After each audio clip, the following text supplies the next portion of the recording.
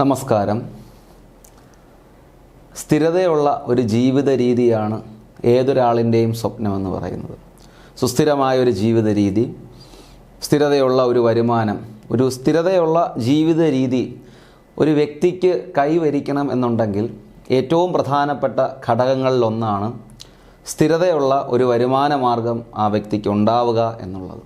അപ്പോൾ ഇത്തരത്തിലൊരു സ്ഥിരതയുള്ള വരുമാനം, ആ ഒരു വരുമാനം ലക്ഷ്യം വെച്ചുകൊണ്ടും ഒരു സ്ഥിരതയുള്ള ജീവിതം ആഗ്രഹിച്ചുകൊണ്ടുമാണ് ഉദ്യോഗാർത്ഥികൾ PSC പരീക്ഷകൾക്ക് തയ്യാറെടുക്കുന്നത്.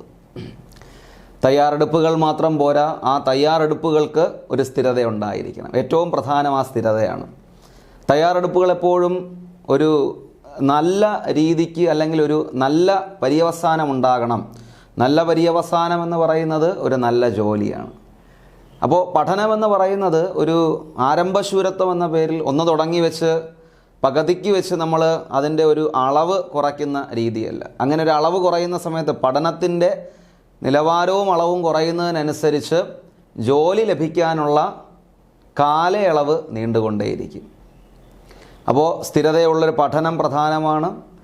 പഠിക്കുന്ന കാര്യങ്ങൾ കൃത്യമായും റിവിഷൻ ചെയ്യണം എന്നുള്ളത് പ്രധാനമാണ്. പരീക്ഷകളെ പേടി കൂടാതെ നേരിടുക എന്നുള്ളത് പ്രധാനമാണ്. മാറിവരുന്ന ചോദ്യ രീതികളിലും അതിന് ഉത്തരങ്ങൾ എഴുതണം എന്നുണ്ടെങ്കിൽ വളരെ ഗഹനമായ അല്ലെങ്കിൽ ആഴത്തിലുള്ള വായനകളും അറിവുകൾ നേടിയെടുക്കേണ്ടതും സുപ്രധാനമായ ഒരു ഘടകമാണ്. ഇത്തരത്തിൽ ഒരു സ്ഥിരതയുള്ള പഠന രീതി നൽകുന്നതിന് വേണ്ടിയും കൃത്യമായ റിവിഷനുകൾ നടത്തുന്നതിന് വേണ്ടിയും സർക്കാർ ജോലി എന്ന നിങ്ങളുടെ സ്വപ്നം സാക്ഷാത്കരിക്കുന്നതിന് വേണ്ടിയും എപ്പോഴും സഹകാരി റൈസ് പ്ലസ് നിങ്ങളോടൊപ്പം ഉണ്ടായിരിക്കും. ഒരു വളരെ പ്രധാനപ്പെട്ട സ്വപ്നതുല്യമായ പരീക്ഷകളുടെ തയ്യാറെടുപ്പുകളാണ് ഇപ്പോൾ നടക്കുന്നത്. അതിൽ ഏറ്റവും പ്രധാനപ്പെട്ട പരീക്ഷകളിലൊന്നാണ് ഡിവിഷണൽ അക്കൗണ്ടൻ്റ് എന്ന് പറയുന്നത്. കൊമേഴ്സ് പഠിച്ചവരെ സംബന്ധിച്ച് ഏറ്റവും പ്രധാനം അവർക്കാണ്. കാരണം ഈ ഒരു സബ്ജക്റ്റിൽ വളരെ ഒരു ടച്ചുള്ള ഒരു ആളുകളെന്ന് പറയുന്നത് കൊമേഴ്സ് ഗ്രാജുവേറ്റ്സ് ആണ്. എന്നിരുന്നാൽ കൊമേഴ്സ് അല്ലാത്ത ആളുകളും ഉണ്ട്. അപ്പോൾ പഠിച്ച മേഖലയുമായി ബന്ധപ്പെട്ടുള്ള കുറേ കാര്യങ്ങളാണ് കൊമേഴ്സിനകത്ത്. പഠിച്ച മേഖലയുമായി ബന്ധപ്പെട്ട ഒരുപാട് കാര്യങ്ങൾ നമുക്ക് ഇതിനകത്ത് അല്ലെങ്കിൽ ഈ പരീക്ഷയ്ക്ക് പഠിക്കാനായിട്ടുണ്ട്. ജോലി നേടിയെടുക്കുക എന്ന ആഗ്രഹത്തോടു കൂടിയും ലക്ഷ്യത്തോടു കൂടിയും ഒരു ആത്മസമർപ്പണം പോലെ ഈ ജോലി നമ്മുടെ കയ്യിൽ വരുന്ന നാൾ വരെയും, തുടക്കം മുതൽ ഈ ജോലി അല്ലെങ്കിൽ ഈ പരീക്ഷ എഴുതുന്ന നാൾ വരെയും നിങ്ങളുടെ പൂർണ്ണമായ സഹകരണം ഞങ്ങൾ പ്രതീക്ഷിക്കുകയാണ്. ഇതിനകത്ത് ഏറ്റവും പ്രധാനപ്പെട്ട ഡിവിഷണൽ അക്കൗണ്ടൻ്റ് എന്ന് കേൾക്കുമ്പോൾ തന്നെ ഏറ്റവും പ്രധാനപ്പെട്ട വിഷയമെന്ന് പറയുന്നത് നമുക്കറിയാം അക്കൗണ്ടൻസി തന്നെയാണ്. അപ്പോൾ അക്കൗണ്ടൻസിക്കകത്തെ ഒരു വളരെ ചെറിയ ഒരു ഹെഡിങ് ചെറുതായിരുന്നാൽ പോലും ഒരു വീടിൻ്റെ അടിത്തറയോളം പ്രാധാന്യമുള്ള, ഒരു വീടിൻ്റെ ബേസ്മെൻറ്റിന് എന്തോരം പ്രാധാന്യമുണ്ടോ ഒരു വീടിൻ്റെ ഉയർച്ചയിലോട്ട് അത്രത്തോളം പ്രാധാന്യമുള്ള ഒരു മേഖലയാണ് ഇന്ന് നമ്മൾ ചർച്ച ചെയ്യാനായിട്ട് പോകുന്നത്. അപ്പോൾ വളരെ ശ്രദ്ധയോടുകൂടിയിരിക്കുക, സമാധാനമായി പഠിച്ചു പോവുക, പഠിക്കുന്ന കാര്യങ്ങൾ കൃത്യമായും എന്ത് ചെയ്യുക, റിവിഷൻ ചെയ്യുക എന്നുള്ളതാണ് പ്രാധാന്യം. നമുക്ക് നേരെ നമ്മുടെ ടോപ്പിക്കിലോട്ട് വരാം. ഇന്ന് നമുക്ക് പഠിക്കാനായിട്ടുള്ള topic golden rule in accounting. കണക്കെഴുതുന്ന സമയത്ത്, ഇപ്പോൾ അക്കൗണ്ടിങ് എന്ന് പറയുന്ന കാര്യം എല്ലാവർക്കും അറിയാം. ഏതൊരു കാര്യവും തുടങ്ങുന്നതിന് മുന്നേ അതെന്താണ് എന്നൊന്ന് പറഞ്ഞു തുടങ്ങുന്നതാണ് അതിൻ്റെ ശരി. അപ്പോൾ അതുകൊണ്ട് തന്നെ അക്കൗണ്ടിങ് എന്താണെന്ന് കണ്ടുകൊണ്ടിരിക്കുന്ന എല്ലാവർക്കും അറിയാം. മനുഷ്യൻ അവൻ്റെ ബിസിനസ്സിൻ്റെ കണക്കുകൾ വളരെ കൃത്യതയോടുകൂടി തയ്യാറാക്കുന്നതിന് വേണ്ടിയും ഒരു യൂണിഫോമിറ്റി കൈവരിക്കുന്നതിന് വേണ്ടിയും ഏറ്റവും പ്രധാനം അതാണ്. യൂണിഫോമിറ്റി, ഒരു ഒരു ഏകീകൃതമായ രീതി, ഒരേപോലെയുള്ള ഒരു രീതി. ഒരേപോലുള്ള രീതി എന്ന് ഉദ്ദേശിക്കുന്നത് ഓരോ കാര്യങ്ങളും എഴുതുന്ന സമയത്ത് നമ്മുടെ ഇഷ്ടപ്രകാരമല്ല, ഇതിനകത്ത് കുറച്ച് നിയമങ്ങളുണ്ട്. രണ്ട് രീതിക്ക് നമുക്ക് പഠനം വളരെ സുതാര്യമായി കൊണ്ടുപോകാം. ചില കാര്യങ്ങൾ നമുക്ക് കാണാതെ പഠിച്ചാൽ മാത്രമേ ഹൃദ്യസ്ഥമാക്കാനായിട്ട് പറ്റുകയുള്ളൂ. ചില കാര്യങ്ങൾ നമുക്ക് ഷോർട്ട് കട്ടിലൂടെ നമുക്ക് ഹൃദ്യസ്ഥമാക്കാം. അത് ഒന്നാമത്തെ കാര്യം. രണ്ട് കാര്യം കൂടെ ചേർത്ത് ഞാൻ ഒന്നാക്കി. രണ്ടാമത്തൊരു കാര്യം, അറിവുകൾ നമുക്ക് മനസ്സിലാക്കി ഉത്തരങ്ങളെ സമീപിക്കാം.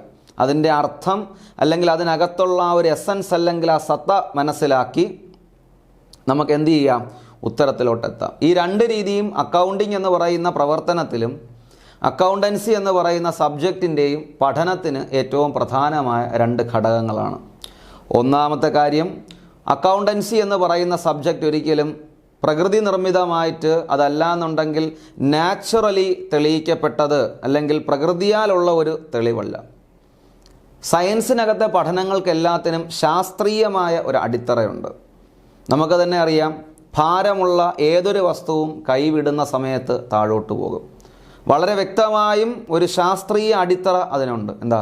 ഭൂഗുരുത്വാകർഷണ ബലം എന്ന് പറഞ്ഞിട്ട്.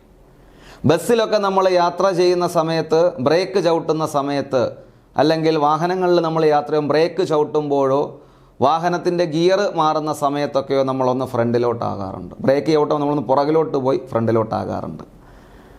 അപ്പോൾ അതൊരു നിയമത്തിൻ്റെ അടിസ്ഥാനമാണ്. ലോ ഓഫ് ഇനേർഷ്യ എന്ന് പറയുന്ന നിയമത്തിൻ്റെ അടിസ്ഥാനത്തിലാണ്. അപ്പോൾ ഇതിനൊക്കെ എന്താണ്? ഇതിനൊക്കെ കൃത്യമായും സപ്പോർട്ട് ചെയ്യുന്ന ശാസ്ത്രീയ അടിത്തറകളുണ്ട്. എന്നാൽ ഇതിനകത്ത്, അക്കൗണ്ടിങ്ങിനകത്ത് ശാസ്ത്രീയമായി തെളിയിച്ചിട്ടുണ്ട്. ശാസ്ത്രീയമായി എന്ന് പറഞ്ഞു കഴിഞ്ഞാൽ നമുക്ക് കൃത്യമായ ഉത്തരങ്ങൾ ലഭിച്ചിരിക്കണം. ഉത്തരങ്ങൾക്ക് ഒരു ഏകീകൃതം അല്ലെങ്കിൽ എന്തുണ്ടായിരിക്കണം? ഒരു യൂണിഫോമിറ്റി ഉണ്ടായിരിക്കണം. അപ്പോൾ ആ യൂണിഫോമിറ്റി കൈവരിക്കുന്നതിന് വേണ്ടി ഞാൻ കണക്കെഴുതുന്നത് പോലെ ആയിരിക്കണം മറ്റൊരാളും എഴുതേണ്ടത്. ഞാൻ ഉപയോഗിക്കുന്ന നിയമങ്ങളായിരിക്കണം ഉപയോഗിക്കാനായിട്ടുള്ളത്. നിയമങ്ങളിൽ മറ്റൊരാൾ സ്വന്തം ഇഷ്ടപ്രകാരം മാറ്റങ്ങൾ വരുത്തിയാൽ കിട്ടുന്ന അല്ലെങ്കിൽ എഴുതുന്ന കാര്യങ്ങൾ എന്ത് കിട്ടില്ല? ഒരു യൂണിഫോമിറ്റി കിട്ടില്ല. അപ്പോൾ അതിനുവേണ്ടി അക്കൗണ്ടിങ്ങിനകത്ത് കുറേ നിയമങ്ങൾ നമ്മൾ ഹൃദ്യസ്ഥമാക്കി വയ്ക്കണം, കാണാതെ പഠിക്കണം. അപ്പോൾ ആ കാണാതെ പഠിക്കേണ്ടി വരുന്ന ഏറ്റവും പ്രധാനപ്പെട്ട നിയമങ്ങളിലൊന്നാണ് ഗോൾഡൻ റൂൾ ഇൻ അക്കൗണ്ടിങ് എന്ന പേരിൽ അറിയപ്പെടുന്നത്. തെളിയിക്കപ്പെട്ടിട്ടുണ്ട്, നമ്മളത് തെളിയിച്ചിട്ടുള്ളതാണ്. എന്നാൽ ഞാൻ പറയുന്നത് സയൻസ് പോലെ ഒരു ശാസ്ത്രീയമായി പ്രകൃതിയാലുള്ള ഒരു അടിത്തറ എന്ന് പറയുന്നത് ഇതിനില്ല. ഇന്ന് നമ്മൾ കണക്കുകൾ, അക്കൗണ്ടിങ് എന്ന് പറയുന്ന പ്രവർത്തനം തയ്യാറാക്കി റിസൾട്ടുകൾ അവതരിപ്പിക്കുന്നത് എഴുതി ഉണ്ടാക്കി വെച്ച കുറേ നിയമങ്ങളുടെ അടിസ്ഥാനത്തിലാണ്. ആ എഴുതി ഉണ്ടാക്കി വെച്ച നിയമങ്ങളെ അടിസ്ഥാനത്തിൽ നമ്മൾ കണക്കുകൾ ചെയ്യുന്നു. മോഡേൺ അക്കൗണ്ടിങ് ഫോളോ ചെയ്യുന്ന രീതി എന്താണെന്ന് ചോദിച്ചാൽ പഠിച്ച എല്ലാവർക്കും അറിയുന്ന ഒന്നാണ് ഡബിൾ എൻട്രി സിസ്റ്റം എന്ന് പറയുന്നത്. അത് നമ്മൾ ഈ നിയമത്തിനനുസരിച്ചാണ് നമ്മൾ കണക്കുകൾ ചെയ്യുന്നത്. അവിടെ നമുക്ക് നമ്മുടെ സ്വകാര്യത, നമ്മുടെ സ്വന്തമായിട്ട് നമ്മൾ കണക്കുകൾ, ഞാൻ എൻ്റെ ഇഷ്ടത്തിനേ കണക്കെഴുതുള്ളൂ എന്ന് പറഞ്ഞു കഴിഞ്ഞാൽ അത് ഡബിൾ എൻട്രി അല്ല, അത് നമ്മുടെ ഇഷ്ടമാണ്. അതിനെ നമ്മൾ സിംഗിൾ എൻട്രി എന്ന് വിളിക്കാറുണ്ട്. നിയമങ്ങളൊന്നും വലുതായിട്ട് ഫോളോ ചെയ്യുകയോ അത് ശാസ്ത്രീയമായ ഒരു രീതിയോ ഒന്നുമല്ല. അപ്പോൾ ഈ ഡബിൾ എൻട്രി സിസ്റ്റത്തിന് ആനുപാതികമായിട്ട് അക്കൗണ്ടൻസി നമുക്ക് മനസ്സിലാക്കുവാനും, അക്കൗണ്ടിങ് എന്ന് പറയുന്ന പ്രവർത്തനം, അക്കൗണ്ടിങ് എന്ന് പറയുന്നത് നമുക്കറിയാം ഏതൊരു വാക്കിനോടൊപ്പവും ING ചേർക്കുമ്പോൾ അതൊരു പ്രവർത്തനമായി മാറും. അപ്പോൾ അക്കൗണ്ടിങ് എന്ന് പറയുന്ന ഒരു പ്രോസസ്സ് നമുക്ക് വ്യക്തമായും ചെയ്യണമെന്നുണ്ടെങ്കിൽ നമുക്ക് വേണ്ടത് കുറേ നിയമങ്ങളുടെ പഠനമാണ്. അപ്പോൾ ആ പഠനങ്ങളിൽ ഏറ്റവും പ്രധാനപ്പെട്ടതും, ഈ ഒരു പഠനം മാത്രമല്ല, ഒരുപാട് പഠനങ്ങളുണ്ട് തിയറട്ടിക്കലായിട്ട് പഠിക്കാനായിട്ട്. അതിലൊരെണ്ണം, ഏറ്റവും അടിസ്ഥാനമായിട്ടുള്ള ഒരെണ്ണത്തിലോട്ടാണ് നമ്മളിന്ന് കടക്കുന്നത്. Golden rule of accounting. അക്കൗണ്ടിങ്ങിനകത്ത് നിയമങ്ങൾ പ്രധാനമായും, ഇതിനകത്ത് ഉപയോഗിക്കുന്ന നിയമങ്ങൾ പ്രധാനമായും അടിസ്ഥാനപ്പെടുത്തിയിട്ടുള്ളത് അക്കൗണ്ടുകളെ അടിസ്ഥാനപ്പെടുത്തിയാണ്.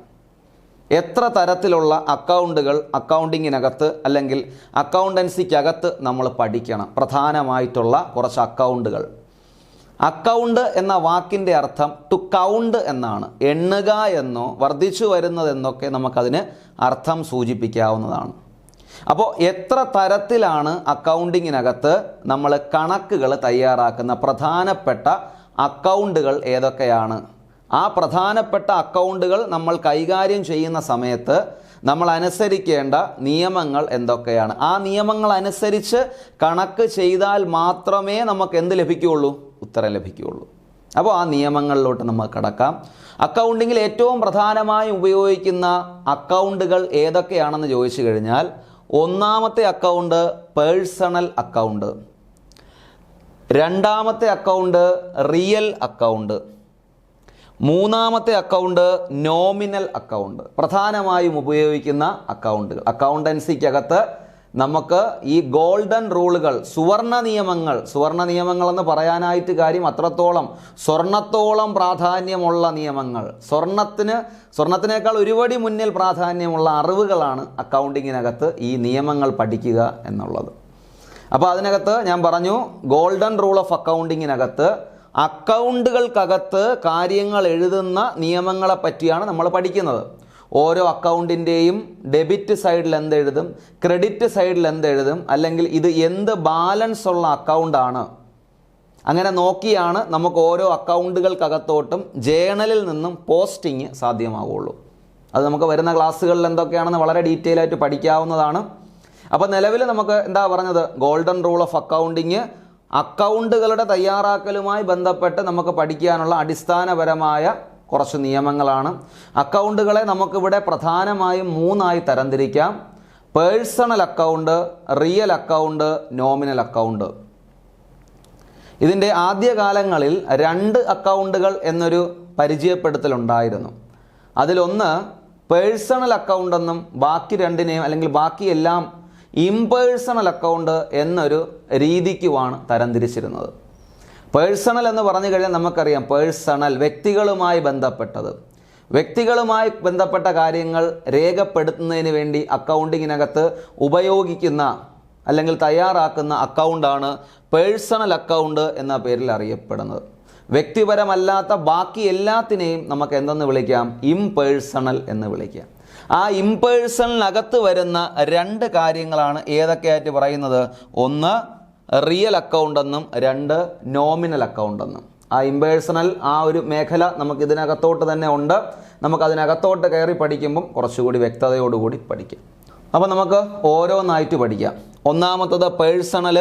നമ്മൾ പറഞ്ഞു വ്യക്തികളുമായി ബന്ധപ്പെട്ട അക്കൗണ്ടാണ്. വ്യക്തികളുമായി ബന്ധപ്പെട്ട അക്കൗണ്ടുകളുടെ ട്രീറ്റ്മെൻറ്റ് അല്ലെങ്കിൽ വ്യക്തികളുമായി ബന്ധപ്പെട്ട ഇതിനകത്ത് പറയുന്നു, പേഴ്സണൽ അക്കൗണ്ടിനകത്ത് എന്തിനെയൊക്കെ പറ്റി പറയുന്നു, വ്യക്തികൾ, സ്ഥാപനങ്ങൾ, ഇവയെപ്പറ്റി പറയുന്നതാണ് പേഴ്സണൽ അക്കൗണ്ട്. വ്യക്തി, ഞാനെന്ന് പറയുന്നത് വ്യക്തിയാണ്. കമ്പനി എന്ന് പറയുന്നത് വ്യക്തിയാണ്. ഒരു ബിസിനസ് സ്ഥാപനം എന്ന് പറയുന്നത് വ്യക്തിയാണ്. കാര്യം ബിസിനസ്സിനെ ഒരു വ്യക്തിയായിട്ട് കാണണം. ബിസിനസ് തുടങ്ങുന്ന വ്യക്തി മറ്റൊരു വ്യക്തി. ഇപ്പോൾ ഞാനിവിടെ ഒരു സ്ഥാപനം ആരംഭിക്കുകയാണെന്നുണ്ടെങ്കിൽ consider it as a person. ഇതൊരു വ്യക്തി, ഞാൻ മറ്റൊരു വ്യക്തി. ഞാനെന്ന് പറയുന്ന ഓണറാണ് ഈ ബിസിനസ്സിനകത്തോട്ട് എന്ത് കൊണ്ടിട്ട് കൊടുക്കുന്നത്, പൈസ അല്ലെങ്കിൽ ക്യാപിറ്റൽ കൊണ്ടിട്ട് കൊടുക്കുന്നത്, അല്ലേ? അപ്പോൾ പേഴ്സണൽ അക്കൗണ്ടിനകത്ത് പ്രധാനമായും വരുന്നത് വ്യക്തികളോ സ്ഥാപനങ്ങളോ ആയിരിക്കാം. ഒന്ന്. രണ്ടാമത്തത് റിയൽ അക്കൗണ്ടിനകത്ത് എന്തൊക്കെയാണ് പ്രധാനമായും വരുന്നത്? പണവും അസറ്റുകളെയും പറ്റി പ്രതിപാദിക്കുന്ന അക്കൗണ്ടാണ് റിയൽ അക്കൗണ്ട്. കുറച്ചുകൂടി മനസ്സിലാക്കാനാണെങ്കിൽ നമുക്ക് കാണുവാനും തൊട്ടറിയുവാനും പറ്റുന്ന ഘടകങ്ങളെ പൊതുവേ നമുക്ക് എന്തെന്ന് വിളിക്കാം, റിയൽ അക്കൗണ്ട് കാറ്റഗറിക്കകത്ത് ഉൾപ്പെടുത്താം. അപ്പോൾ വ്യക്തികളെന്ന് പറയുന്നത് ജീവനുള്ളതാകാം. മനുഷ്യനെന്ന് പറയുന്ന ജീവനുള്ളവയാണ്. ശ്വസിക്കുവാനും ഭക്ഷണം കഴിക്കുവാനും വെള്ളം കുടിക്കുവാനും ഒക്കെ നടക്കാനും ഇരിക്കാനും ഒക്കെ കഴിവുള്ള നാച്ചുറലായിട്ടുള്ള വ്യക്തികൾ. ഇനി ആർട്ടിഫിഷ്യലായിട്ടുള്ള പേഴ്സൺ ഉണ്ട്, സ്ഥാപനങ്ങളെപ്പോലെ, കമ്പനികളെപ്പോലെ, അല്ലെങ്കിൽ ജനറലായിട്ട് പറഞ്ഞാൽ ബിസിനസ്സുകളെ പോലെയുള്ളത്, അതും വ്യക്തി തന്നെയാണ്. അപ്പോൾ അതാണ് പേഴ്സണൽ അക്കൗണ്ടിനകത്ത്.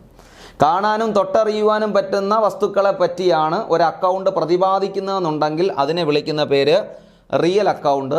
ഇതിനകത്ത് പ്രധാനമായും ഏതൊക്കെ ഐറ്റങ്ങളാണ് ഈ അക്കൗണ്ടിൻ്റെ കീഴിൽ വരുന്നത്? ക്യാഷും അസറ്റുകളുമായി ബന്ധപ്പെട്ട ഐറ്റങ്ങളാണ് റിയൽ അക്കൗണ്ടിൻ്റെ കീഴിൽ വരുന്നത്. റിയൽ, യാഥാർത്ഥ്യം, സത്യം എന്നൊക്കെ നമുക്ക് പറയാം. നോമിനൽ അക്കൗണ്ട് എന്ന് പറഞ്ഞു കഴിഞ്ഞാൽ നോമിനൽ അക്കൗണ്ടിനകത്ത് പറഞ്ഞിരിക്കുന്നത് വരുമാനങ്ങളെപ്പറ്റിയും ചെലവുകളെപ്പറ്റിയുമാണ് നോമിനൽ അക്കൗണ്ടിനകത്ത് പറയുന്നത്. നോമിനൽ എന്ന വാക്കിനർത്ഥം നാമമാത്രമായത്, പേരിന് വേണ്ടിയുള്ളത്. ഒരു ഉദാഹരണം പറഞ്ഞു കഴിഞ്ഞാൽ പർച്ചേസ് എന്ന് പറയുന്ന വാക്ക്, ഇംഗ്ലീഷിനകത്ത് നമ്മൾ അക്കൗണ്ടിങ്ങിൽ ഉപയോഗിക്കുന്ന ഒരു വാക്ക് purchase.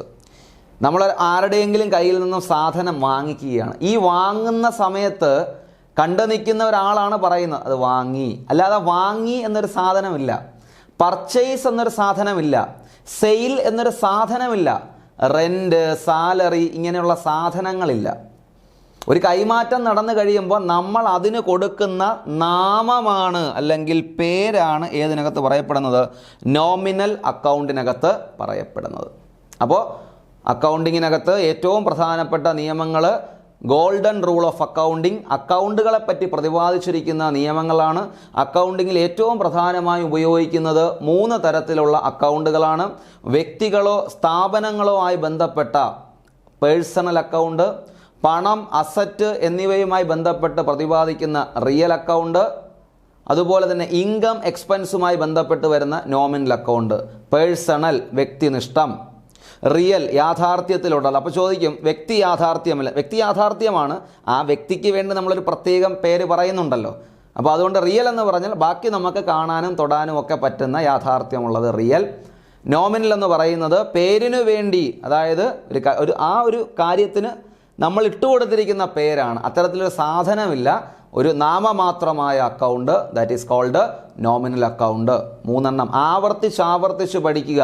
Personal relating to person and institutions, real relating to cash and assets, nominal relating to income and expense.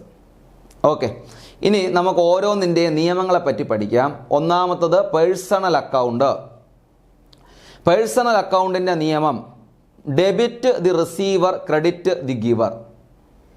Debit the receiver, ലഭിക്കുന്നവനെ ഡെബിറ്റ് ചെയ്യുക, പോകുന്നത് എന്തും ചെയ്യുക, ക്രെഡിറ്റും ചെയ്യുക. Debit the receiver, credit the giver. Nominal അക്കൗണ്ടിൻ്റെ നിയമം പറഞ്ഞു കഴിഞ്ഞാൽ വരുന്നതിനെ എല്ലാം ഡെബിറ്റ് ചെയ്യാനാണ് പറയുന്നത്. Debit what comes in, credit what goes out. എൻ്റെ കൂടെ പറയണം നിങ്ങൾ. ഒന്നാമത്തെ എന്താ? പേഴ്സണൽ അക്കൗണ്ടിൻ്റെ നിയമം എന്താണ്? Debit the receiver, credit the giver. രണ്ടാമത്തത് റിയൽ അക്കൗണ്ടിൻ്റെ എന്താണ്? Debit what comes in, credit what goes out. അടുത്ത മൂന്നാമത്തത് നോമിനൽ അക്കൗണ്ടിൻ്റെ നിയമം debit all expenses and losses, credit all incomes and gains. ഡെബിറ്റിൽ എഴുതുന്നത് അല്ലെങ്കിൽ എക്സ്പെൻസിൻ്റെയോ ലോസുകളുടെയോ ബാലൻസ് ഡെബിറ്റ് ബാലൻസ് ആണ്, അല്ലെങ്കിൽ ഡെബിറ്റ് സൈഡിൽ നിന്നാണ് അത് തുടങ്ങാനുള്ളത്. ഇൻകമിൻ്റെയോ ഗെയിനിൻ്റെയോ, ഗെയിൻ എന്ന വാക്കിനർത്ഥം നേട്ടമെന്നാണ്, അതിൻ്റെ ബാലൻസ് എന്ന് പറയുന്നത് ക്രെഡിറ്റ് ആണ്. ഈ ബാലൻസ് എന്ന് പറയുമ്പോൾ നമുക്കറിയാം, ഒന്നുകിൽ അത് ആരംഭിക്കേണ്ടത് എവിടെയായിരിക്കും? ക്രെഡിറ്റ് സൈഡിലായിരിക്കും തുടങ്ങാനായിട്ടുള്ളത്. ഇതിനകത്തുനിന്ന് ഞാനൊരു ഉദാഹരണം പറയാം.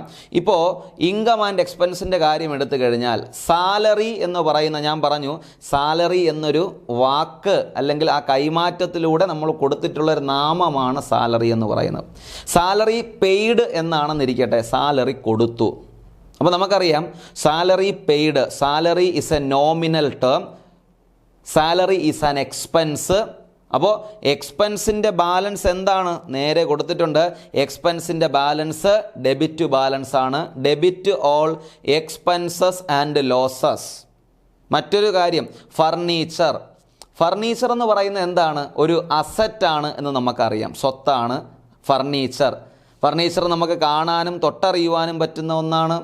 അപ്പോൾ കാണാനും തൊട്ടറിയുവാനും പറ്റുന്നതാണെങ്കിൽ അതൊരു റിയൽ അക്കൗണ്ടിൻ്റെ കീഴിൽ വരുന്ന ഒന്നാണെന്ന് നമുക്കറിയാം. അപ്പോൾ റിയൽ അക്കൗണ്ടിനകത്ത് ഫർണിച്ചർ എന്ന് പറയുന്ന അസറ്റിൻ്റെ കാര്യമാണ് നമ്മൾ പറയുന്നത്. റിയൽ അക്കൗണ്ടിൻ്റെ നിയമം എന്താണോ? റിയൽ അക്കൗണ്ട് എന്ന് പറയുന്നത് ഡെബിറ്റ് വാട്ട് കംസ് ഇൻ, വരുന്നതിന് നമ്മൾ എന്ത് ചെയ്യുക? ഡെബിറ്റ് ചെയ്യുക. ഫർണിച്ചർ വരുംതോറും നമ്മൾ എവിടെ എഴുതിക്കൊണ്ടിരിക്കുക? ഡെബിറ്റിൽ എഴുതിക്കൊണ്ടേയിരിക്കുക. തുടങ്ങുന്നത് ഡെബിറ്റ് സൈഡിൽ നിന്നും തുടങ്ങുക, പോകുന്ന സമയത്ത് ക്രെഡിറ്റിൽ എഴുതിക്കൊണ്ടേയിരിക്കുക. അതാണ് അടിസ്ഥാനപരമായിട്ട് നമ്മൾ മനസ്സിലാക്കാനായിട്ടുള്ളത്. അപ്പോൾ നമ്മൾ ആദ്യം ഇത്രയും കാര്യങ്ങളെ പഠിച്ചോളൂ. പഠിക്കുന്ന കാര്യങ്ങൾ വളരെ സമാധാനമായിട്ട് വളരെ കൃത്യതയോടുകൂടി തന്നെ പഠിച്ചു പോകാനായിട്ട് നോക്കുക. അപ്പം അക്കൗണ്ടിങ്ങിൽ ഉപയോഗിക്കുന്ന 3 അക്കൗണ്ടുകൾ പേഴ്സണൽ, റിയൽ, അതുപോലെ തന്നെ നോമിനൽ. പേഴ്സണലിനകത്ത് വരുന്നത് വ്യക്തികളോ സ്ഥാപനങ്ങളോ, റിയലിനകത്ത് വരുന്നത് ക്യാഷ് അല്ലെങ്കിൽ അസറ്റുകൾ, നോമിനലിനകത്ത് വരുന്നത് ഇൻകം അല്ലെങ്കിൽ എക്സ്പെൻസ്. വ്യക്തികളുടെയും സ്ഥാപനങ്ങളുടെയും അല്ലെങ്കിൽ പേഴ്സണൽ അക്കൗണ്ടിൻ്റെ നിയമം എന്താണ്? Debit the receiver, credit the giver. ആവർത്തിച്ച് പഠിക്കുക. മനപ്പാഠമാകാത്തവർ ആവർത്തിച്ച് വായിച്ച് പഠിക്കുക. Debit the receiver, credit the giver. Real അക്കൗണ്ടിൻ്റെ റൂൾ എന്താണ്? Debit what comes in, credit what goes out. Nominal അക്കൗണ്ടിൻ്റെ നിയമം എന്താണ്? Debit all expenses and losses, credit all incomes and gains.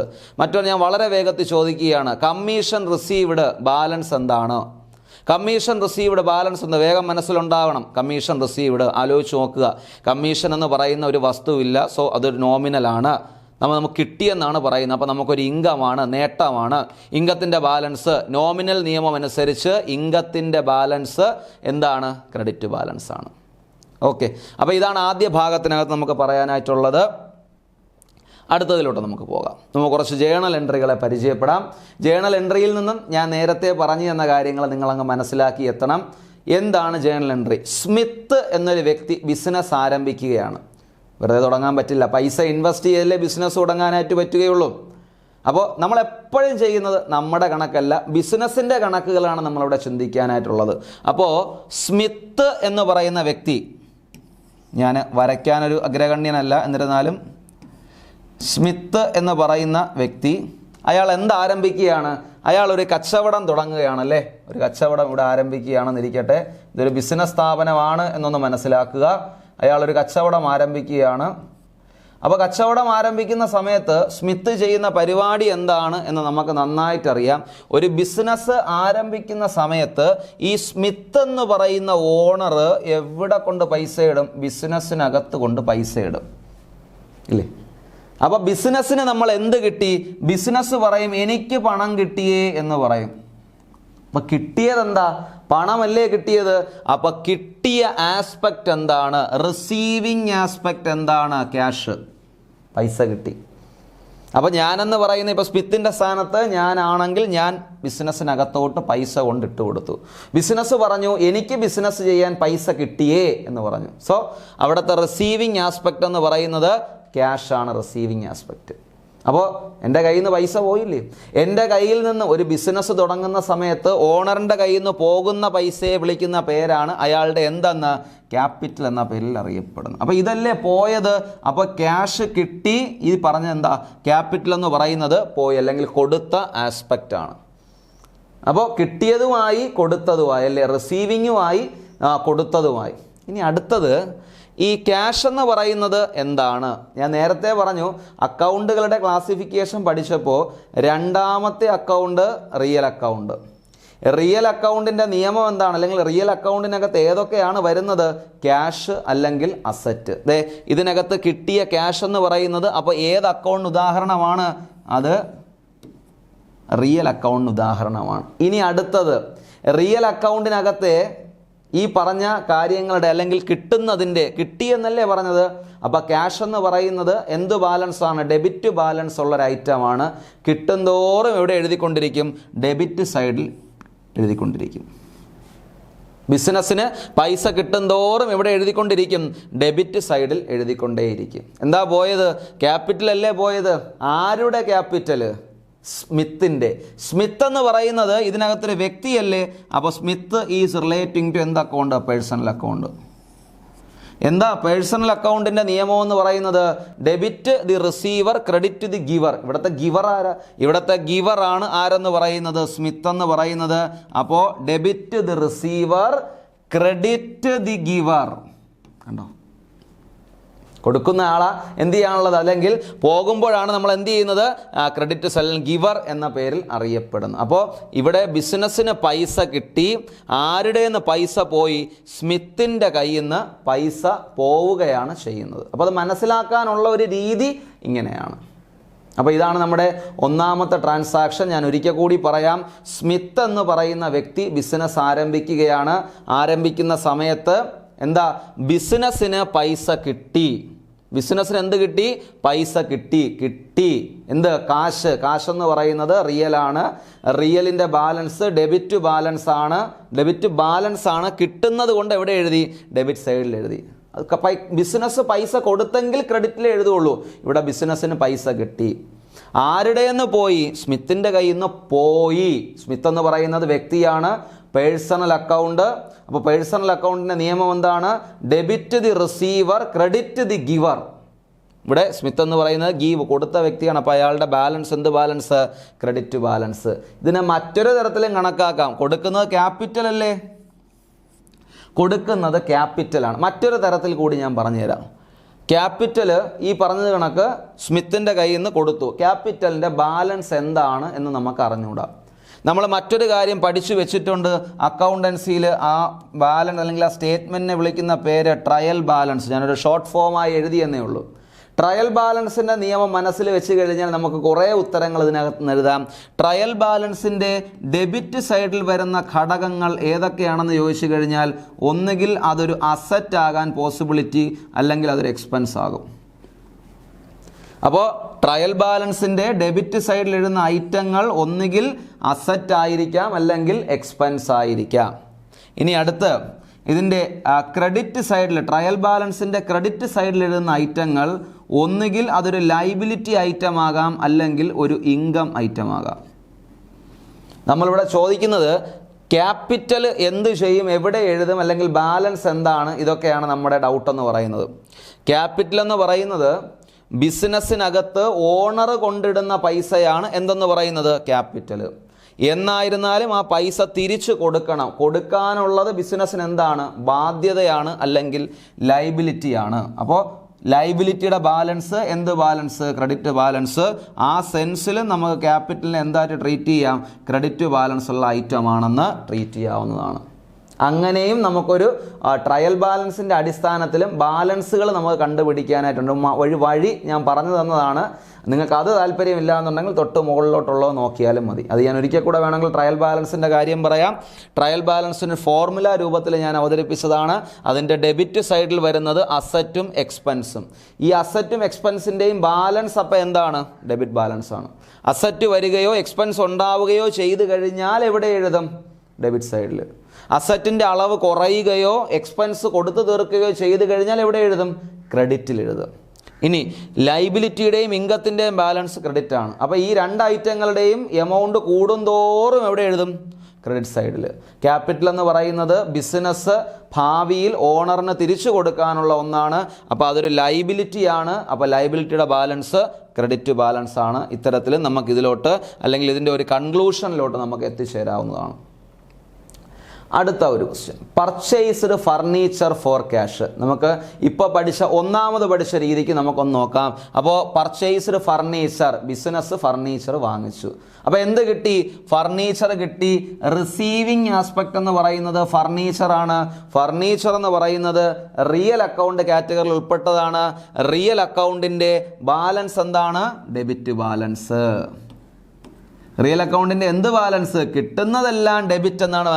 Debit what comes in, വരുന്നതെല്ലാം എവിടെ എഴുതുക, debit സൈഡിൽ എഴുതുക. നമുക്ക് ഫർണിച്ചർ വരെയല്ലേ ചെയ്തത്. ഫർണിച്ചർ എന്ന് പറയുന്നത് റിയൽ ആയിട്ടുള്ള ഒന്നാണ്.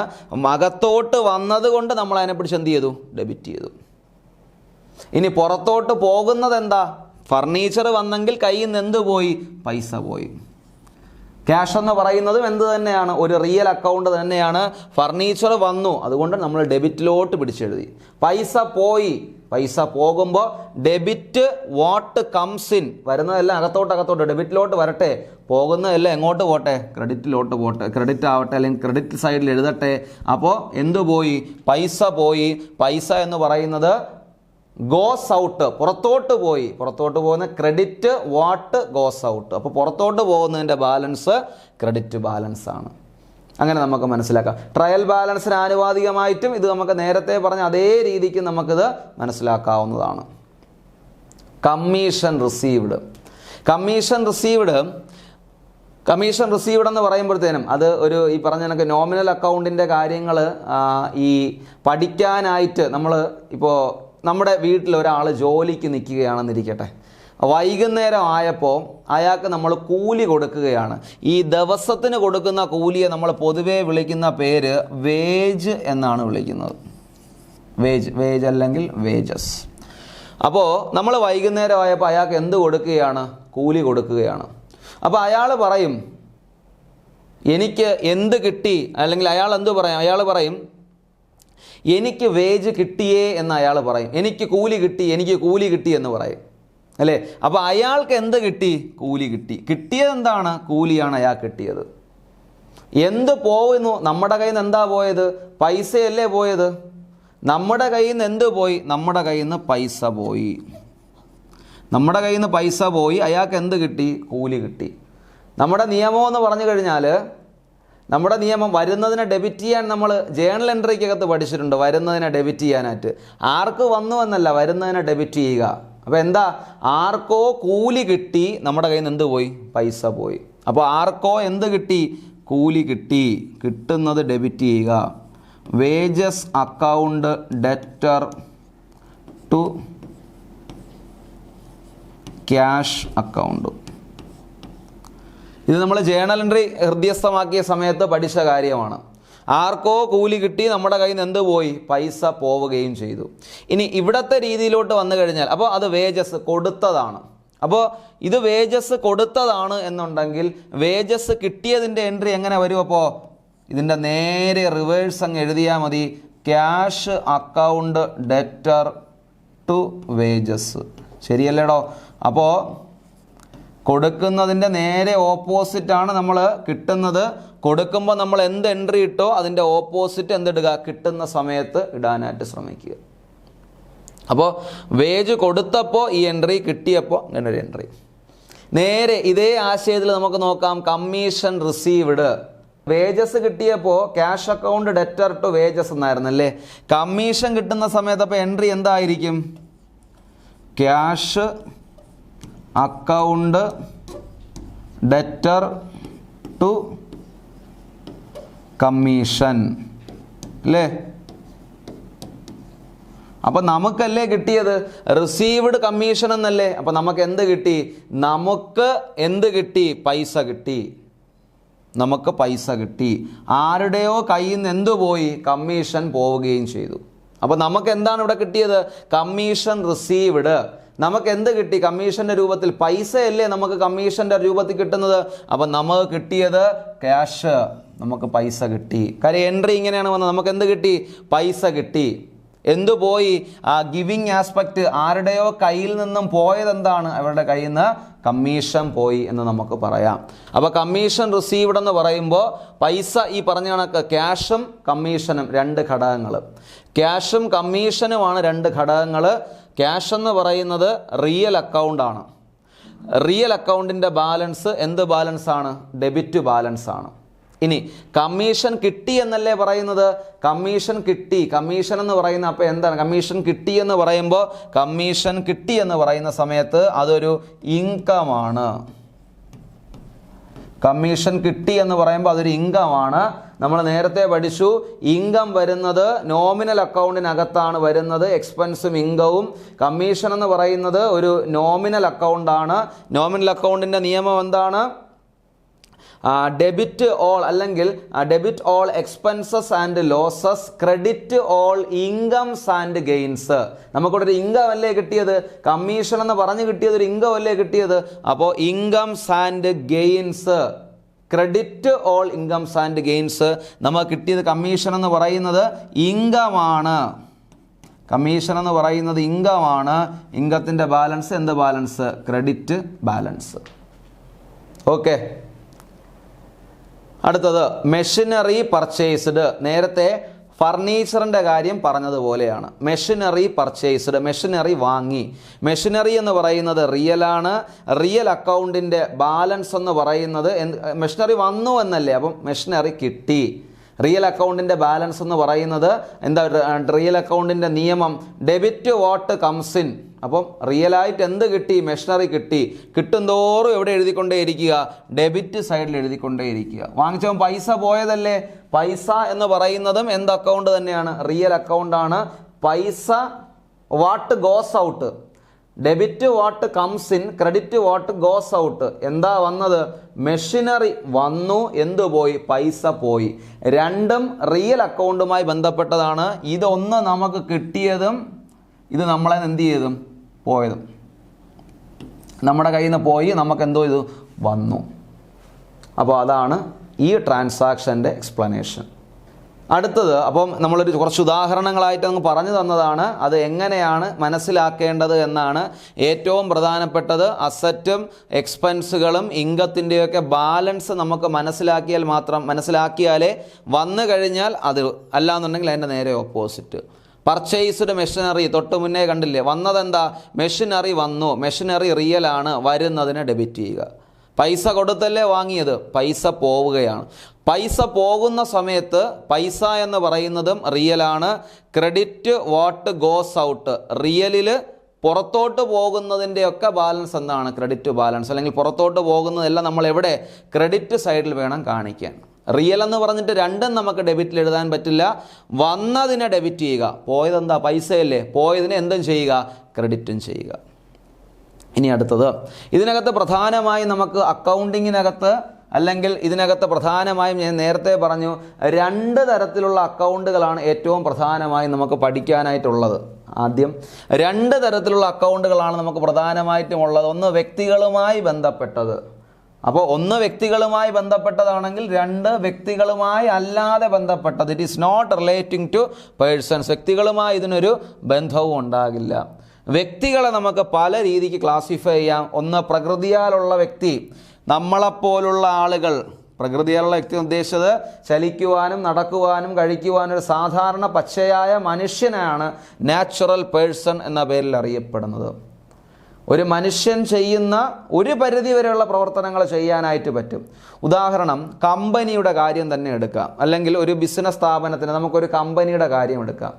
കമ്പനി എന്ന് പറയുന്ന ഒരിക്കലും നമ്മളെപ്പോലെ കയ്യും കാലും ഒന്നുമുള്ള വ്യക്തിയല്ല കമ്പനി എന്ന് പറയുന്നത്. എന്നാൽ കമ്പനിക്ക് കമ്പനിയുടെ പേരിൽ കോൺട്രാക്റ്റുകളിൽ ഏർപ്പെടാം. നമുക്ക് കോൺട്രാക്റ്റിൽ ഏർപ്പെട്ട് ഒപ്പിട്ടൂടെ?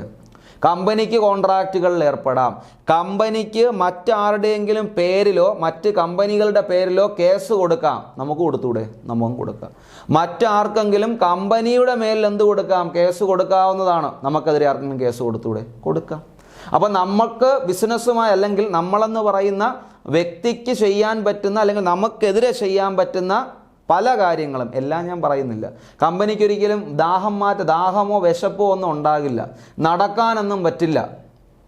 അതൊരു ആർട്ടിഫിഷ്യൽ. എന്നിരുന്നാലും ആർട്ടിഫിഷ്യൽ ആയിരുന്നാലും അതാരാണ്? വ്യക്തിയാണ്. കാര്യം ഒരു വ്യക്തിക്ക് അല്ലെങ്കിൽ ഒരു വ്യക്തിക്കെതിരെ ചെയ്യാൻ പറ്റുന്ന പല കാര്യങ്ങളും ചെയ്യാൻ പറ്റുന്നത് കൊണ്ട് നമുക്ക് രണ്ടാമതൊരു വ്യക്തിത്വത്തെ പഠിക്കാം, ആർട്ടിഫിഷ്യൽ പേഴ്സൺ. മൂന്നാമത്തത്, ഒരു വ്യക്തിയെ പ്രതിനിധീകരിക്കുന്ന എന്തെങ്കിലും ഒരു കാര്യമുണ്ടെന്നുണ്ടെങ്കിൽ അതിനെ നമുക്ക് വിളിക്കാം റെപ്രസെൻറ്റേറ്റീവ് പേഴ്സണൽ അക്കൗണ്ട് എന്ന് വിളിക്കാം. അപ്പോൾ ഒരിക്കൽ കൂടി അക്കൗണ്ടുകളെ നമുക്ക് പ്രധാനമായും 2ആയി തരംതിരിക്കാം. ഒന്ന് പേഴ്സണൽ അക്കൗണ്ട് എന്നും 2 ഇംപേഴ്സണൽ അക്കൗണ്ട് എന്നും. വ്യക്തികളുമായി ബന്ധപ്പെട്ട കാര്യങ്ങൾ റെക്കോർഡ് ചെയ്യുന്നതിന് വേണ്ടിയാണ് നമ്മൾ പേഴ്സണൽ അക്കൗണ്ട് ഉപയോഗിക്കുന്നത്. വ്യക്തികളെ പ്രധാനമായും നമുക്ക് 3ആയി തരംതിരിക്കാം. പ്രകൃതിയാലുള്ള നമ്മളെപ്പോലുള്ള നാച്ചുറലായിട്ടുള്ള മനുഷ്യന്മാർ, നമ്മളുണ്ടാക്കി വെച്ചിട്ടുള്ള മനുഷ്യന്മാർ, അതാണ് കുറച്ചുകൂടി ഭംഗി പറയാനായിട്ട്. നമ്മളാൽ നിർമ്മിക്കപ്പെട്ട കുറേ ആളുകൾ, ആർട്ടിഫിഷ്യൽ പേഴ്സണൽ അക്കൗണ്ട്.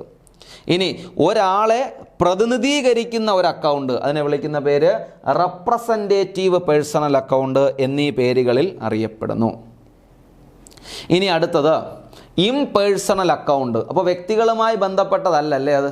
അപ്പോൾ അതിനകത്ത് നമ്മൾ നേരത്തെ പ്രധാനമായും 3 ഗോൾഡൻ റൂൾ ഓഫ് അക്കൗണ്ടിങ്ങിനകത്ത് 3 അക്കൗണ്ടുകളുടെ ഡീറ്റെയിലും അത് എന്ത് സ്വഭാവത്തിലുള്ളതാണ്, ഏതൊക്കെ ഐറ്റങ്ങളാണ് വരുന്നത്, അതിൻ്റെ ബാലൻസ് എന്താണ് എന്നാണ് നമ്മൾ തൊട്ട് മുന്നേ പഠിച്ചത്. അപ്പോൾ അതിൻ്റെ കുറച്ചുകൂടി ഒരു എക്സ്പ്ലനേഷൻ അവിടെ നമ്മൾ 3 അക്കൗണ്ട് പഠിച്ചു. Real, nominal, personal. ഇതിൽ പേഴ്സണലിനെ മാത്രം നമ്മൾ പിടിച്ചിട്ട് ഒരു ഹെഡിങ് ആക്കി. ബാക്കിയുള്ള 2 എണ്ണം റിയലും നോമിനലിനെ നമ്മൾ മറ്റൊരു കാറ്റഗറൈസേഷനിൽ കയറ്റി.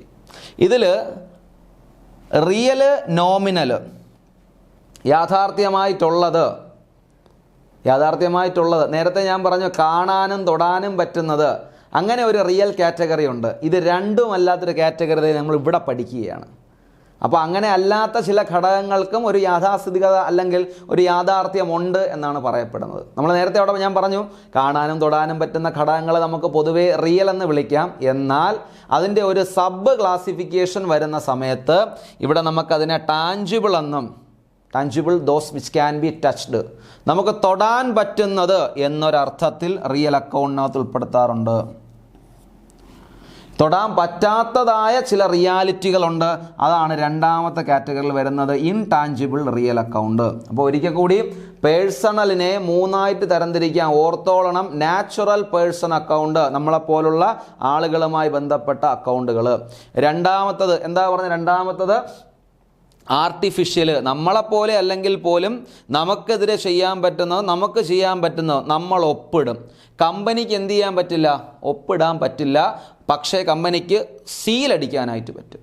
അപ്പോൾ അങ്ങനെ ഒരു പരിധി വരെയുള്ള കാര്യങ്ങൾ ചെയ്യാൻ പറ്റുന്നത് കൊണ്ട് നമുക്ക് അത്തരത്തിലുള്ള കാറ്റഗറിയെ നമുക്ക് ആർട്ടിഫിഷ്യൽ പേഴ്സൺ, ഒന്നിനെ പ്രതിനിധീകരിക്കുന്ന ഒരു അക്കൗണ്ടാണ് തയ്യാറാക്കപ്പെടുന്നതെങ്കിൽ, ഒരു വ്യക്തിയെ പ്രതിനിധീകരിക്കുന്ന ഒരു അക്കൗണ്ട് ആണെങ്കിൽ അതിനെ വിളിക്കുന്ന പേര് റെപ്രസെൻറ്റേറ്റീവ് പേഴ്സണൽ അക്കൗണ്ട്. ഇംപേഴ്സണൽ അക്കൗണ്ടിനെ പ്രധാനമായും രണ്ടായി തരംതിരിക്കാം. പേഴ്സണൽ മാറി ഇനി ഇംപേഴ്സണൽ, റിയൽ, നോമിനൽ. റിയൽ എന്ന് പറഞ്ഞാൽ യാഥാസ്ഥിതികത ഉള്ളത് എന്നാണ്, സത്യമുള്ളത്, ശരിയായത് എന്നുള്ളതാണ്. അതിനെ തന്നെ നമുക്ക് പിന്നെയും രണ്ട് സബ് ക്ലാസിഫിക്കേഷൻ. ഒന്ന് നമ്മൾ സാധാരണ പഠിച്ചു വെച്ചിട്ടുള്ള കാണാനും തൊടാനും ഒക്കെ പറ്റുന്ന ടാഞ്ചിബിൾ റിയൽ അക്കൗണ്ട്. ഇനി ഇത് രണ്ടിനും കഴിയാത്ത ഒരു പറയാനായിട്ട് കാറ്റഗറി പറയുന്നുണ്ട്. അതിനെ വിളിക്കുന്ന പേര് intangible real account. Nominal account നമ്മൾ നേരത്തെ ചർച്ച ചെയ്ത അക്കൗണ്ട് തന്നെയാണ് നോമിനൽ അക്കൗണ്ട്. എന്താണ് നിയമം? വേഗം ഓർത്ത് പറയണം. നോമിനൽ അക്കൗണ്ടിൽ എന്തൊക്കെയാണ് വരുന്നത്? എക്സ്പെൻസും ലോസും അല്ലെങ്കിൽ ഇൻകവും ഗെയിൻസും ഒക്കെയാണ് നോമിനൽ അക്കൗണ്ടിൻ്റെ ഭാഗമാകുന്നത്. എന്തായിരുന്നു അതിൻ്റെ നിയമം? നോമിനൽ അക്കൗണ്ടിൻ്റെ debit all expenses and losses, credit all incomes and gains. നമ്മളൊരു കാര്യം പഠിക്കുന്ന സമയത്ത് അത് പഠിച്ച് മറ്റൊരു മേഖലയിലോട്ട് പോയി ആ മേഖലയിലുള്ളതും പഠിച്ചു കഴിഞ്ഞാൽ മൂന്നാമത്തെ മേഖലയിലോട്ട് പോകുന്നതിന് മുന്നേയും ഒന്നും രണ്ടും മനഃപ്പാഠമാക്കാൻ ശ്രമിക്കുക. നമ്മളിന്ന് തുടങ്ങിയ ഗോൾഡൻ റൂള്, അതിൻ്റെ നിയമങ്ങൾ മൂന്നായിട്ട് എഴുതിയിട്ടുള്ളത്. അതിനുശേഷം നമ്മൾ പഠിച്ച കുറച്ച് എക്സാമ്പിൾ കാണാതെ പഠിക്കാനല്ല ഞാൻ പറഞ്ഞത്. അതിനുശേഷം നമ്മൾ പറഞ്ഞു ടൈപ്പ് ഓഫ് അക്കൗണ്ട്, അതിനകത്ത് കുറച്ച് കാര്യങ്ങൾ, ബാക്കിയുള്ള ഭാഗം. അപ്പോൾ ആ രീതിക്ക് ആവർത്തിച്ച് തന്നെ പഠിച്ചു പോവുക. അപ്പോൾ നോമിനൽ അക്കൗണ്ടിനകത്ത് പ്രധാനമായും രണ്ട് തരത്തിലുള്ള അക്കൗണ്ടുകളാണ്. നമ്മളതവിടെ റൂളിനകത്ത് പഠിച്ചു. Expenses and losses. പെട്ടെന്ന് ഞാൻ ചോദിക്കുകയാണ് അതിൻ്റെ ബാലൻസ് എന്താണെന്ന്. എക്സ്പെൻസിൻ്റെ ലോസിൻ്റെ ബാലൻസ് ചോദിക്കുമ്പോൾ ഉടനടി ഉത്തരം പറയുക ഡെബിറ്റ് ബാലൻസ്. കാരണം നമ്മൾ അവിടെ പഠിച്ചിട്ടുണ്ട് debit all expenses and losses, credit all incomes and gains. അപ്പോൾ ഇതാണ് ടൈപ്പ് ഓഫ് അക്കൗണ്ടിനകത്ത് എനിക്ക് പരിചയപ്പെടുത്തി തരാനായിട്ടുള്ളത്. ഇനി നമുക്കിതിൻ്റെ ഒരു ചെറിയ എക്സ്പ്ലനേഷൻ പോലെ ഓരോന്നിൻ്റെ എക്സ്പ്ലനേഷൻ പഠിച്ചു പോകാം. ഒന്ന് പേഴ്സണൽ അക്കൗണ്ടാണ് നമ്മൾ കണ്ടത്. അതിൽ നാച്ചുറൽ പേഴ്സൺ എന്ന് പറഞ്ഞാൽ വ്യക്തികളെയാണ് ഉദ്ദേശിക്കുന്നത്. രണ്ട് വ്യക്തികളുടെ പേരാണ് ആ കൊടുത്തിട്ടുള്ളത്. ആർട്ടിഫിഷ്യൽ പേഴ്സൺ എന്ന് പറയുന്നത് എന്താ? ആർട്ടിഫിഷ്യൽ പേഴ്സൺ പ്രത്യേകിച്ച് സ്ഥാപനങ്ങളാണ് കൂടുതലും ഊന്നൽ കൊടുക്കുന്നത്. അതല്ല എന്നുണ്ടെങ്കിൽ നമുക്ക് ഫേം ആകാം, കമ്പനി ആകാം.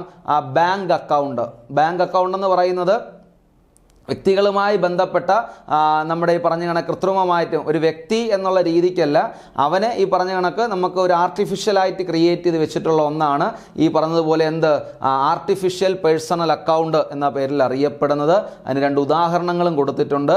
ഒരു സ്ഥാപനത്തിൻ്റെ പേര്, സാധാരണ സ്ഥാപനങ്ങളെയാണ് കൂടുതലും ആർട്ടിഫിഷ്യൽ പേഴ്സൺ അല്ലെങ്കിൽ ആർട്ടിഫിഷ്യൽ പേഴ്സണൽ എന്ന രീതിക്കകത്തോട്ട് കൊണ്ടുവരുന്നത്. ഇനി അടുത്ത മൂന്നാമത്തെ കാറ്റഗറി എടുത്തു കഴിഞ്ഞാൽ റെപ്രസെൻറ്റേറ്റീവ്. ഒരു വ്യക്തിയെയോ ഒരു കൂട്ടം വ്യക്തികളെയോ റെപ്രസെൻ്റ് ചെയ്യുന്ന കാര്യങ്ങൾ. അതിന് ഉദാഹരണങ്ങളാണ് കൊടുത്തിട്ടുള്ളത്. നമ്മൾ ഈ ഉദാഹരണങ്ങളൊക്കെ പഠിക്കുന്നതാണ്. വളരെ വ്യക്തമായിട്ട് ഈ ഉദാഹരണങ്ങൾ എന്താണെന്നും ഈ ഉദാഹരണങ്ങളുടെ ട്രീറ്റ്മെൻറ്റ് എന്താണെന്നും കൃത്യമായി നമ്മൾ പഠിക്കും. ഒരു ആരംഭം എന്ന രീതിക്കൊന്ന് മനസ്സിലാക്കി മാത്രം നിങ്ങൾ ഇട്ടിരുന്നാൽ മതി. ഇതെന്ന് പറയുന്നത് എന്തിനുദാഹരണമാണ്? Representative personal അക്കൗണ്ടിന്. വ്യക്തികളെ അല്ലെങ്കിൽ ഗ്രൂപ്പ് ഓഫ് വ്യക്തികളെ, പേഴ്സൺസിനെ പ്രതിനിധീകരിക്കാൻ ഉപയോഗിക്കുന്ന കുറച്ച് ഐറ്റങ്ങൾ ഉൾപ്പെടുത്തിക്കൊണ്ടുള്ള അക്കൗണ്ടാണ് റെപ്രസെൻറ്റേറ്റീവ് പേഴ്സണൽ അക്കൗണ്ട്. അതിന് ഉദാഹരണങ്ങളാണ് ഈ കാണിച്ചിട്ടുള്ളത്. ഈ ഉദാഹരണങ്ങളൊക്കെയും നമുക്ക് ഫൈനൽ അക്കൗണ്ട് എന്ന് പറയുന്ന ഹെഡിങ്ങിനകത്ത് വളരെ വ്യക്തമായും ഇതൊക്കെ ഏത് എന്നൊക്കെ ഡീറ്റെയിൽ ആയിട്ട് പഠിക്കാനായിട്ടുണ്ട്. കാര്യം ഇതിനകത്ത് ഞാൻ ഇത്രയും മാത്രം പറഞ്ഞു തന്നു കഴിഞ്ഞാൽ ഇവിടെ ഒരു എക്സെട്ര കിടപ്പുണ്ട്, ശരിയല്ലേ? ആ എക്സെട്രയ്ക്കകത്തുണ്ടാകും ഒരുപാട് കാര്യങ്ങൾ മുന്നോട്ട്. ഞാൻ ഒന്ന് രണ്ട് കാര്യങ്ങൾ പറയാം. Outstanding expense. ഔട്ട്സ്റ്റാൻഡിങ് എന്ന വാക്കിനർത്ഥം കൊടുക്കാനുണ്ട്, ഏതോ വ്യക്തിക്ക് കൊടുക്കാനുണ്ട്, ആർക്കോ കൊടുക്കാനുണ്ട്. അപ്പോൾ ഒരാളിനെ റെപ്രസെൻ്റ് ചെയ്യുന്ന അക്കൗണ്ടാണ്. പ്രീപെയ്ഡ് എക്സ്പെൻസ്, മുന്നേ കൂട്ടിക്കൊടുത്തത്, ആർക്കോ കൊടുത്തു മുന്നേ കൂട്ടി. അപ്പോൾ ഒന്നിനെ പ്രതിനിധീകരിക്കുന്ന ഒന്നാണ്. ആ ഒരു കാറ്റഗറിയിലാണ് നമുക്ക് റെപ്രസെൻറ്റേറ്റീവ് പേഴ്സണൽ അക്കൗണ്ട്. വെറും റെപ്രസെൻറ്റേറ്റീവ് അക്കൗണ്ട് അല്ല, റെപ്രസെൻറ്റേറ്റീവ് പേഴ്സണൽ അക്കൗണ്ട്. ഒരു വ്യക്തിയെ പ്രതിനിധീകരിക്കുന്ന അക്കൗണ്ടുകൾ. അതിനകത്ത് കൊടുക്കാനാണെങ്കിലും കിട്ടാനാണെങ്കിലും അവിടെ ആരുണ്ടാകും? ഒരു വ്യക്തി ഉണ്ടായിരിക്കും. ഒരു വ്യക്തിയെ റെപ്രസെൻ്റ് ചെയ്തും കൊണ്ടുള്ള ഒരു അക്കൗണ്ട്. അപ്പോൾ അതത്ര അക്കൗണ്ടുകളെ വിളിക്കുന്ന പേരാണ് റെപ്രസെൻറ്റേറ്റീവ് പേഴ്സണൽ അക്കൗണ്ട്. അപ്പോൾ അതിൽ പേഴ്സണൽ തീർന്നു. ഇനി അടുത്ത് ഇമ്പേഴ്സണലിനകത്ത് വരുന്നതാണ് റിയൽ അക്കൗണ്ട്. റിയൽ അക്കൗണ്ടിനെ നമ്മൾ രണ്ടായി ക്ലാസിഫൈ ചെയ്തായിരുന്നു. ഒന്നാമത്തത് എന്തെന്ന് ടാഞ്ചിബിൾ അക്കൗണ്ട് അല്ലെങ്കിൽ ടാഞ്ചിബിൾ എന്ന ഒരു കാറ്റഗറിയിലും ഇൻടാഞ്ചിബിൾ എന്നതിനകത്തും വന്നിട്ടുണ്ട്. അതിൽ റിയൽ അക്കൗണ്ട് എന്ന് പറയുന്നത് സാധാരണ ക്യാഷും അസറ്റുമായി ബന്ധപ്പെട്ട കാര്യങ്ങളാണ് നമ്മൾ ഗോൾഡൻ റൂളിനകത്ത് പഠിച്ചു. അസറ്റ് എന്ന് പറഞ്ഞു കഴിഞ്ഞാൽ അതിനകത്ത് ഫിക്സഡ് അസറ്റും കറണ്ട് അസറ്റുമാണ് കൂടുതലും ഉൾപ്പെടുന്നത്. പ്രാധാന്യം കൊടുക്കുന്നത് ഫിക്സഡ് അസറ്റിനെയും കറണ്ട് അസറ്റിനുമാണ് കൂടുതലും പ്രാധാന്യം കൊടുക്കുന്നത്. അതാണ് റിയൽ അക്കൗണ്ട് എന്ന് ജനറൽ എന്ന് പറയുന്ന ഹെഡിങ്ങിൻ്റെ അർത്ഥം എന്ന് പറയുന്നത്. ഇനി അടുത്തതെന്ന് പറയുന്നത് നോമിനൽ അക്കൗണ്ട്. നോമിനൽ അക്കൗണ്ട് നമുക്ക് പ്രധാനമായും കൈകാര്യം ചെയ്യുന്നത് ഇൻകവും എക്സ്പെൻസുമായി ബന്ധപ്പെട്ട് വരുന്ന കൈകാര്യം ചെയ്യപ്പെടുന്ന കാര്യങ്ങളാണ് നോമിനൽ അക്കൗണ്ട്. ഞാൻ നേരത്തെ പറഞ്ഞു പേരിന് വേണ്ടി മാത്രമുള്ള അക്കൗണ്ട്. പേരിന് വേണ്ടി മാത്രം, അതായത് അതൊരു കൈമാറ്റം നടക്കുന്ന സമയത്ത് നമ്മൾ പറയും അതെന്താണെന്ന്, അത് ഇന്നതാണ് എന്ന് നമ്മളൊരു പേരിട്ട് കൊടുക്കും. അങ്ങനെ നമ്മൾ റെപ്രസെൻ്റ് ചെയ്യുന്ന അക്കൗണ്ടാണ് എന്ത് അക്കൗണ്ട്? നോമിനൽ അക്കൗണ്ട്, നാമമാത്രമായ അക്കൗണ്ട്. സാധാരണ അത് വളരെ ചെറിയ കുറഞ്ഞ കാലയളവിലത്തേക്കൊക്കെയാണ് കൂടുതലും അതൊരു അക്കൗണ്ടിങ് പീരീഡ് കണക്കാക്കി തയ്യാറാക്കുന്ന സ്ഥിരത ഉള്ളതല്ല എന്നതുകൊണ്ടാണ് അതിനെ ടെമ്പററി അക്കൗണ്ട് എന്ന് വിളിക്കുന്നത്. ഇതിനെ അറിയപ്പെടുന്ന മറ്റൊരു പേര് വളരെ പ്രധാനപ്പെട്ടത് നോമിനൽ അക്കൗണ്ടിനെ ഫിക്റ്റീഷ്യസ് അക്കൗണ്ട് എന്നൊരു രീതിക്ക് നമുക്ക് നോമിനൽ അക്കൗണ്ട് നമുക്ക് പറയാം. ഫിക്റ്റീഷ്യസ് അസറ്റ് എന്നൊരു രീതിക്ക് നമുക്ക് പറയാം. കാരണം ഈ പറയുന്ന അക്കൗണ്ടിനകത്തുള്ള ഐറ്റങ്ങളെ നമുക്ക് ഒരിക്കലും എന്ത് ചെയ്യാൻ പറ്റില്ല, വിൽക്കാനായിട്ടൊന്നും പറ്റില്ല. റിയലൈസബിൾ വാല്യൂ ഒന്നുമില്ല. അത് കണക്കുകൾ റെപ്രസെൻ്റ് ചെയ്യുകയാണ് ചെയ്യുന്നത്. അതിനെ നമുക്ക് റിയലൈസബിൾ വാല്യൂ അല്ലെങ്കിൽ നമുക്കിനെ വിറ്റ് തീർക്കാനൊന്നും പറ്റുന്ന ഒന്നല്ല. അപ്പോൾ അങ്ങനെ ഒരു അർത്ഥമുള്ളത് കൊണ്ടാണ് അതിനെ ഫിക്റ്റീഷ്യസ് അക്കൗണ്ട് എന്ന പേരിൽ അറിയപ്പെടുന്നത്. ഫിക്റ്റീഷ്യസ് അസറ്റ് എന്നൊരു കാറ്റഗറൈസേഷൻ ഉണ്ട്. ഇവിടെ ഫിക്റ്റീഷ്യസ് അക്കൗണ്ട് എന്നാണ് അറിയപ്പെടുന്നത്. കാരണം ഈ അക്കൗണ്ടിനകത്തുള്ള ഐറ്റങ്ങൾക്കൊന്നും ഒരു റിയലൈസബിൾ വാല്യൂ ഇല്ല. നമുക്കെടുത്ത് വിൽക്കാനൊന്നും എന്ത് ചെയ്യില്ല, പറ്റില്ല. അപ്പം എന്തൊക്കെയാണ് ഡിക്ഷണറി മീനിങ് നോമിനൽ, ഞാൻ പറഞ്ഞില്ലേ നാമമാത്രമായത്, existing in the name only.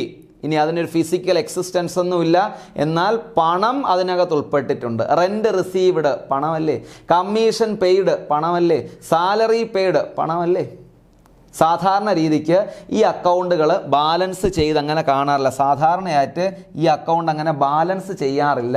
ഒരു സൈഡിൽ മാത്രമായിരിക്കും ഘടകങ്ങൾ വരുന്നത്. പിന്നെ ബാലൻസ് ചെയ്യേണ്ട കാര്യമില്ല. നമ്മളൊരു അക്കൗണ്ട് വരയ്ക്കുന്ന സമയത്ത് മിക്കപ്പോഴും ഇതൊരു വൺ സൈഡ് അക്കൗണ്ടായിട്ട് ഒരു സൈഡിൽ മാത്രമേ എഴുതാനായിട്ട് കാണുള്ളൂ. എക്സാമ്പിൾ, എക്സ്പെൻസിൻ്റെ ബാലൻസ് ഡെബിറ്റ് ബാലൻസ് ആണെന്ന് നമുക്കറിയാം. അപ്പോൾ എക്സ്പെൻസുകൾ എവിടെ എഴുതുള്ളൂ? ഡെബിറ്റ് സൈഡിൽ എഴുതുള്ളൂ. ഒരു സൈഡ് മാത്രമേ കാണുള്ളൂ. So there is no need for a balancing of an account. Balancing of a nominal account എന്ന് നമുക്ക് വിളിക്കാം. അപ്പോൾ എന്തൊക്കെയാണ് ഡിക്ഷണറി വാക്കിൽ നെയിം ഒള്ളി എന്നാണ്. ഇതിന് വ്യക്തമായൊരു ഭൗതികമായ ഒരു നിലനിൽപ്പില്ല. അതുപോലെ തന്നെ ഈ അക്കൗണ്ട് ബാലൻസ് ചെയ്യേണ്ട കാര്യമില്ല, ചെയ്യാൻ പറ്റില്ല. ഏറ്റവും കൂടുതലുമായിട്ട് എവിടെയാണ് വരുന്ന ഒരു സൈഡ് മാത്രം, ഒന്നുകിൽ ഡെബിറ്റിൽ അല്ലെങ്കിൽ ക്രെഡിറ്റിൽ. ഓക്കെ, അപ്പോൾ കുറച്ച് എക്സ്പെൻസുകൾക്ക് ഉദാഹരണങ്ങളാണ് കൊടുത്തിട്ടുള്ളത്. ഈ എക്സ്പെൻസുകൾക്ക് പൊതുവേ ഉള്ള കുറേ ഉദാഹരണങ്ങളാണ്. ഇതിനകത്ത് ഒരുപാട് ഉദാഹരണങ്ങൾ ഈ പറഞ്ഞ നമുക്ക് ആവർത്തിച്ച് നമ്മൾ മനസ്സിലാക്കേണ്ടതാണ്. Freight, wages, import duty, tax, rates, octroi, ഇങ്ങനെയുള്ള കുറേ എക്സ്പെൻസുകൾക്ക് ഉദാഹരണങ്ങൾ കൊടുത്തിട്ടുണ്ട്. ഈ ഉദാഹരണങ്ങൾ നിങ്ങൾ കൃത്യമായിട്ട് എന്ത് ചെയ്യുക, ഒന്ന് നോക്കുക. കാര്യം തുടക്കം പഠിക്കുന്ന ഒരാളിനെ സംബന്ധിച്ച് വരുമാനമേത് ചിലവേതെന്ന് അവൻ അറിയാനായിട്ട് പറ്റില്ല. അപ്പം ആ ഒരു വ്യക്തിക്ക് നമ്മൾ തുടർന്ന് വരുന്ന ക്ലാസ്സുകളിലൊക്കെയും ജേണൽ, ലെഡ്ജർ അങ്ങനെയുള്ള കാര്യങ്ങൾ കൊടുത്ത് പഠിച്ചു വരുന്ന സമയത്ത് എന്താണ് ഒരു ട്രാൻസാക്ഷൻ കണ്ടാൽ എക്സ്പെൻസ് ഏത്, സാധാരണ അത് എക്സ്പെൻസ് ആയിട്ടാണോ ഇൻകം ആയിട്ടാണോ കരുതുന്നത്, അല്ലെങ്കിൽ ആ എമൗണ്ട് എവിടെയാണോ കിടക്കുന്നത് അവിടം വെച്ചുകൊണ്ട് നമ്മൾ തീരുമാനിക്കും എക്സ്പെൻസ് ആണോ ഇൻകം ആണോ എന്നൊക്കെ. അപ്പോൾ അങ്ങനെ നമുക്ക് ആ സമയത്ത് കൃത്യമായ ഒരു ഒരു അണ്ടർസ്റ്റാൻഡിങ് കിട്ടും. സാധാരണ ബിസിനസ്സിനകത്ത് ഉപയോഗിക്കുന്ന കുറേ എക്സ്പെൻസ് ടേമുകളാണ് ഈ കൊടുത്തിട്ടുള്ളത്. പ്രധാനമായുള്ള ഇൻകമാണ്. എക്സ്പെൻസ് കഴിഞ്ഞാൽ പിന്നെ അടുത്ത് ഇൻകം ആണല്ലോ പഠിക്കാനായിട്ടുള്ളത്. പ്രധാനമായിട്ടുള്ള ഇൻകമാണ് ഈ കൊടുത്തിട്ടുള്ളത്. കിട്ടുന്നത്, നമുക്ക് നേട്ടം ഉണ്ടായാലും കിട്ടുന്നത്. പ്രധാനമായിട്ടുള്ള ലൈബിലിറ്റികൾ, പ്രധാനമായിട്ടുള്ള അസറ്റുകൾ, ഈ അസറ്റുകൾക്കൊക്കെയും നമുക്ക് കുറേ പരിചയമുള്ള ടേമുകൾ ഉണ്ടായിരിക്കും, പരിചയമില്ലാത്ത കുറേ വാക്കുകൾ ഉണ്ടായിരിക്കും. ആ വാക്കുകളുടെയൊക്കെ കൃത്യതയുള്ള മീനിങ്ങുകൾ എന്താണ്, ഓരോ വാക്കുകളുടെയും അർത്ഥം എന്താണ് എന്ന് നമുക്ക് കൃത്യമായിട്ട് നമുക്ക് എന്തുകൊണ്ട് അതവിടെ എഴുതുന്നു എന്നതിന് എക്സ്പ്ലനേഷൻ ഉൾപ്പെടെ നമുക്ക് ഓരോന്നായിട്ട് വളരെ വിശദമായിട്ട് അസറ്റുകളുടെയും അല്ലെങ്കിൽ കണക്കുകളുടെ അകത്തോട്ട് കയറി പഠിക്കുമ്പം വിശദമായ എക്സ്പ്ലനേഷനുകൾ ഇതിനകത്ത് ഓരോ ടേമുകൾക്കും കൃത്യമായ എക്സ്പ്ലനേഷനുണ്ട്. ഓക്കെ, ഇനി മോഡേൺ റൂൾ ഓഫ് അക്കൗണ്ടിങ് എന്ന് പറയുന്നത് നമ്മൾ നേരത്തെ ട്രഡീഷണൽ കൺസെപ്റ്റ്, പിന്നെ അടുത്ത് ഇപ്പം മോഡേൺ റൂൾ ഇക്വേഷൻ എന്ന് പറഞ്ഞിട്ടൊരു പുതിയ ആധുനിക രീതിക്ക് നമ്മൾ കൂടുതൽ ഉപയോഗിക്കുന്ന രീതി. ഞാൻ നേരത്തെ പറഞ്ഞു അസറ്റും എക്സ്പെൻസും ഡെബിറ്റ് ബാലൻസ്, അതിനാണ് ഞാൻ നിങ്ങൾക്ക് നേരത്തെ ട്രയൽ ബാലൻസ് എന്നൊരു സ്റ്റേറ്റ്മെൻറ്റ് പഠിപ്പിച്ചു. എന്നിട്ട് ട്രയൽ ബാലൻസിനകത്ത് നമ്മൾ എന്താ ചെയ്യുന്നത്, ട്രയൽ ബാലൻസിനകത്തെ നിയമം എന്തായിരുന്നു, അസറ്റും എക്സ്പെൻസിൻ്റെയും ബാലൻസ് എന്തായിരുന്നു, ഡെബിറ്റ് ബാലൻസ്. ലൈബിലിറ്റിയുടെയും ഇൻകത്തിൻ്റെയും ബാലൻസ് എന്തായിരുന്നു, ക്രെഡിറ്റ് ബാലൻസ്. ഇത് തന്നെയാണ് അവിടെ എഴുതിയിട്ടുള്ളത്. ഇത് തന്നെയാണ് അസറ്റ്. നമുക്ക് ട്രയൽ ബാലൻസിൻ്റെ ഒരു ഇക്വേഷൻ, ട്രയൽ ബാലൻസ് എന്ന് പറയുന്ന സ്റ്റേറ്റ്മെൻറ്റ് മിക്കപ്പോഴും ടാലി ആയിട്ടാണ് നമ്മൾ കണക്കുകൾ പഠിച്ചിട്ടുള്ളത്. അപ്പോൾ അതിൻ്റെ ഡെബിറ്റ് സൈഡിൽ വരുന്ന ഐറ്റങ്ങൾ അസറ്റും എക്സ്പെൻസും ആയിരിക്കും. അതായത് അസറ്റിൻ്റെയോ എക്സ്പെൻസിൻ്റെയോ വില കൂടുന്തോറും ഡെബിറ്റ് സൈഡിൽ എഴുതും. അതിൽ എഴുതിയിട്ടുള്ളത് കുറയും തോറും അപ്പോൾ ഏത് സൈഡിലായിരിക്കും, ക്രെഡിറ്റ് സൈഡിലായിരിക്കും. ക്രെഡിറ്റ് ബാലൻസ് ഉള്ള ഐറ്റങ്ങൾ ലൈബിലിറ്റിയും ഇൻകവുമായിരിക്കും. അതായത് ലൈബിലിറ്റിയും ഇൻകവും ക്രെഡിറ്റ് സൈഡിൽ എമൗണ്ടുകൾ എഴുതി കൂട്ടും തോറും നമുക്ക് പറയാം കൂടിക്കൊണ്ടിരിക്കുകയാണ്. കൂടിക്കൊണ്ടിരിക്കും തോറും നമ്മൾ എവിടെ എഴുതും, ക്രെഡിറ്റ് സൈഡിൽ എഴുതിക്കൊണ്ടിരിക്കും. കാര്യം ലൈബിലിറ്റിയുടെയും ഇൻകത്തിൻ്റെയും ബാലൻസ് ക്രെഡിറ്റ് ആണ്. അപ്പോൾ ക്രെഡിറ്റിൽ എഴുതും തോറും കൂടിക്കൊണ്ടേയിരിക്കും. ഡെബിറ്റിൽ എഴുതി കഴിഞ്ഞാൽ അത് എന്ത് ചെയ്തുകൊണ്ടേയിരിക്കും, കുറഞ്ഞുകൊണ്ടേയിരിക്കും എന്നാണ് ആ കാഴ്ചപ്പാട് പറയുന്നത്. നമ്മുടെ ട്രയൽ ബാലൻസിനെ ബേസ് ചെയ്ത് ഇത് നമുക്ക് ഈ ഒരു ഫോർമുല വെച്ചുകൊണ്ട് കൃത്യമായിട്ട് പഠിക്കാം. Asset plus expenses equal to liability plus income. അസറ്റും എക്സ്പെൻസിനും ഡെബിറ്റ് ബാലൻസ്. അതായത് ഡെബിറ്റ് സൈഡിൽ അസറ്റിൻ്റെയും എക്സ്പെൻസിൻ്റെയും എമൗണ്ട് ഡെബിറ്റിൽ എഴുതും തോറും കൂടിക്കൊണ്ടേയിരിക്കും. അസറ്റിൻ്റെയും എക്സ്പെൻസിൻ്റെയും തുകകൾ ക്രെഡിറ്റിൽ എഴുതും തോറും എന്ത് ചെയ്തുകൊണ്ടേയിരിക്കും, അല്ലെങ്കിൽ എമൗണ്ട് ക്രെഡിറ്റിൽ എഴുതും തോറും കുറഞ്ഞുകൊണ്ടേയിരിക്കും. അതുമാത്രം മനസ്സിലാക്കി വെച്ചാൽ മതി. ഇതൊരു എക്സ്പ്ലനേഷൻ ഇതറിയാമെന്നുണ്ടെങ്കിൽ ഇത് നമുക്ക് ഈസി ആയിട്ട് എക്സ്പ്ലെയിൻ ചെയ്യാം. ഞാൻ പെട്ടെന്ന് ചോദിക്കുകയാണ്, ലൈബിലിറ്റിയും ഇൻകവും കുറയുകയാണ്, അപ്പോൾ കൂടുന്തോറും, അപ്പോൾ ആലോചിക്കുക, ലൈബിലിറ്റിയും ഇൻകവും ക്രെഡിറ്റ് ബാലൻസ് ഉള്ളതാണ്, ക്രെഡിറ്റിൽ എഴുതും തോറും കൂടിക്കൊണ്ടിരിക്കും. ലൈബിലിറ്റി ഇൻകവും കുറയുകയാണെങ്കിൽ അത് എവിടെ എഴുതും, ഡെബിറ്റ് സൈഡിൽ. ഓക്കെ, അപ്പോൾ അതിൻ്റെ മറ്റൊരു നമ്മളിപ്പോൾ പഠിച്ച തിയറട്ടിക്കലായിട്ടുള്ള വെർഷൻ്റെ ഒരു ചാർട്ട് റെപ്രസെൻറ്റേഷനാണ് ഈ കൊടുത്തിട്ടുള്ളത്. അസറ്റും എക്സ്പെൻസും ഡെബിറ്റ് ബാലൻസ് ഉള്ളതാണ്. ഡെബിറ്റിൽ എഴുതുന്തോറും കൂടിക്കൊണ്ടിരിക്കും, ക്രെഡിറ്റിൽ എഴുതുന്തോറും കുറഞ്ഞുകൊണ്ടിരിക്കും. മറ്റതിലും ലൈബിലിറ്റിയും ഇൻകവും, ലൈബിലിറ്റി നമുക്ക് ലൈബിലിറ്റി ക്യാപിറ്റൽ മറ്റൊരു സ്ഥാനം അക്കൗണ്ടിങ്ങിൽ ഉള്ളത് കൊണ്ടാണ് ലൈബിലിറ്റി പ്ലസ് ക്യാപിറ്റൽ അല്ലെങ്കിൽ ലൈബിലിറ്റി ആൻഡ് ക്യാപിറ്റൽ എന്ന് പറയുന്നത്. മറ്റുള്ള ബാധ്യതകളും പിന്നെ ക്യാപിറ്റലിന് മാത്രം ഒരു സ്വന്തമായൊരു നിലനിൽപ്പും ഉള്ളത് കൊണ്ടാണ് ലൈബിലിറ്റി ക്യാപിറ്റൽ രണ്ടായിട്ട് എഴുതിയിട്ടുള്ളത്. നമ്മൾ പഠിച്ചിട്ടുള്ള liability plus income balance, credit balance. ക്രെഡിറ്റിൽ എഴുതും തോറും കൂടും, ഡെബിറ്റിൽ എഴുതും തോറും കുറയും. ഓക്കെ, ബാലൻസ് ഷീറ്റിലുള്ള ഐറ്റങ്ങൾ, പ്രോഫിറ്റ് ആൻഡ് ലോസ് അക്കൗണ്ടിലുള്ള ഐറ്റങ്ങൾ. ബാലൻസ് ഷീറ്റിൽ നമ്മൾ അസറ്റിൻ്റെ കാര്യം, ബാലൻസ് ഷീറ്റ് ഐറ്റമാണ്. അസറ്റും ലൈബിലിറ്റിയും എന്ന് പറയുന്നത് എന്ത് ഐറ്റമാണ്, ബാലൻസ് ഷീറ്റ് ഐറ്റമാണ് അല്ലേ. അസറ്റും ലൈബിലിറ്റി എന്ന് പറയുന്നത് ബാലൻസ് ഷീറ്റ് ഐറ്റമാണ്. അപ്പം അസറ്റിൻ്റെ ബാലൻസ് ഡെബിറ്റ് ബാലൻസ്, കൂടുന്തോറും ഡെബിറ്റ് സൈഡിൽ. ലൈബിലിറ്റിയുടെ ബാലൻസ് ക്രെഡിറ്റ് ബാലൻസ്, ക്രെഡിറ്റിൽ എഴുതുന്തോറും കൂടിക്കൊണ്ടേയിരിക്കും. അത് രണ്ടും വരുന്നത് ബാലൻസ് ഷീറ്റ് എന്ന് പറയുന്ന സ്റ്റേറ്റ്മെൻറ്റിനകത്ത്. ഇനി പ്രോഫിറ്റ് ആൻഡ് ലോസ് അക്കൗണ്ട് പോലുള്ള സ്റ്റേറ്റ്മെൻറ്റിനകത്ത് നമ്മൾ പൊതുവേ റവന്യൂ നേച്ചറിലുള്ള കാര്യങ്ങളാണ് എഴുതുന്നത്. അത് എക്സ്പെൻസും ഇൻകവുമായിരിക്കും. നമുക്കറിയാം ഡെബിറ്റ് ബാലൻസ് അസറ്റും എക്സ്പെൻസും, അസറ്റ് നമ്മൾ മുകളിൽ ട്രീറ്റ് ചെയ്തു. ഇനിയുള്ള എക്സ്പെൻസ് അല്ലേ, എക്സ്പെൻസിൻ്റെ ബാലൻസും എന്ത് തന്നെയാണ്, ഡെബിറ്റ് സൈഡിൽ തന്നെയാണ്, അല്ലെങ്കിൽ ഡെബിറ്റ് തന്നെയാണ്. എക്സ്പെൻസ് അക്കൗണ്ടിനകത്ത് ഡെബിറ്റ് സൈഡിൽ എഴുതും തോറും എക്സ്പെൻസിൻ്റെ അളവ് എന്ത് ചെയ്യും, കൂടിക്കൊണ്ടേയിരിക്കും. എക്സ്പെൻസ് അക്കൗണ്ടിനകത്ത് നമ്മൾ ക്രെഡിറ്റ് എഴുതി കഴിഞ്ഞാൽ എക്സ്പെൻസിൻ്റെ അളവ് കുറഞ്ഞുകൊണ്ടേയിരിക്കും. ഇനി ക്രെഡിറ്റ് ബാലൻസ് ഉള്ള ഐറ്റങ്ങൾ ഏതൊക്കെയാണ്, ലൈബിലിറ്റിയും ഇൻകവുമാണ്. ലൈബിലിറ്റിയിൽ എഴുതുന്തോറും കൂടിക്കൊണ്ടിരിക്കും. ഏത്, ലൈബിലിറ്റിയുടെ കാര്യത്തിൽ ക്രെഡിറ്റ് സൈഡിൽ എഴുതുന്തോറും കൂടിക്കൊണ്ടിരിക്കും. ഇൻകത്തിൻ്റെ കാര്യം എടുത്തു കഴിഞ്ഞാൽ ക്രെഡിറ്റ് സൈഡിൽ എഴുതുന്തോറും കൂടിക്കൊണ്ടിരിക്കും. രണ്ടിനകത്തും കണ്ടന്റ് പറയുന്നത് ഒരേ രീതിക്ക് തന്നെയാണ്. ഇത്രയും കാര്യങ്ങളാണ് പ്രധാനമായും ഗോൾഡൻ റൂൾ ഓഫ് അക്കൗണ്ടിങ്ങും അതുമായി ബന്ധപ്പെട്ട് വരുന്ന കുറച്ച് അവയർനെസ്സും ഏറ്റവും പ്രധാനപ്പെട്ട ഏറ്റവും അടിസ്ഥാനം വേണ്ട അവയർനെസ്സുകളിൽ ഒന്നാണ് ഗോൾഡൻ റൂൾ ഓഫ് അക്കൗണ്ടിങ് എന്ന് പറയുന്നത്. അക്കൗണ്ടൻസി എന്ന് പറയുന്ന സബ്ജക്റ്റ് പഠിക്കുന്നവരെ സംബന്ധിച്ചും അതിനുശേഷം അക്കൗണ്ടൻ്റ് ജോലിയിലോട്ട് പ്രവേശിക്കുന്നവരാവട്ടെ എല്ലാവരും ഈ പറഞ്ഞതുപോലെ ഈ പറഞ്ഞ അക്കൗണ്ടിങ് മേഖലയിലുള്ള പരീക്ഷയ്ക്ക് വേണ്ടി തയ്യാറെടുക്കുന്ന എല്ലാവരും ഭാവിയിലെ അക്കൗണ്ടൻറ്റുമാരാകട്ടെ. അപ്പം അവർ ജീവിതത്തിൽ അവരുടെ ജോലിക്കിടയിലും അവരുടെ ജോലിയിലും അവർക്ക് തിരിച്ചറിവോടെ വേണ്ട ഘടകങ്ങളിലൊന്ന് തന്നെയാണ് നിയമങ്ങളെന്ന് പറയുന്നത്.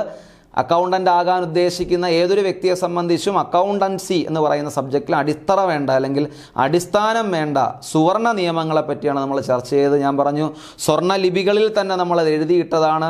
സ്വർണത്തിൻ്റെ പ്രാധാന്യം നമുക്കറിയാം.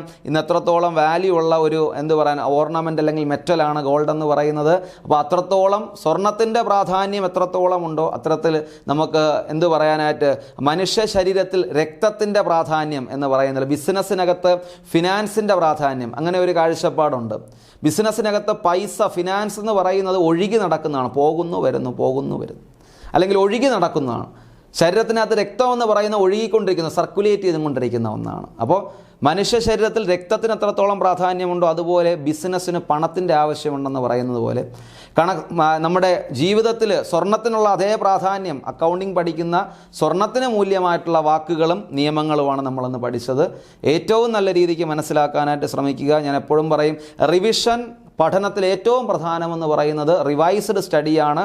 പരീക്ഷ ആകുന്നത് വരെയും നിങ്ങളിതേ ആർജവത്തോടു കൂടി തന്നെ പഠിക്കാനും ഒരു തരത്തിലും പുറകിലോട്ട് പോകാതെ, ഇന്ന് നമ്മൾ കഷ്ടപ്പെടുന്ന കഷ്ടപ്പാടുകൾക്ക് പൂർണ്ണമായും നമുക്കൊരു ഫലം, കഷ്ടപ്പാട് നല്ല കഷ്ടപ്പാടാണെങ്കിൽ 100% വിജയവും ഒരു ജോലിയും നിങ്ങൾക്കുണ്ടാകട്ടെ. Thank you.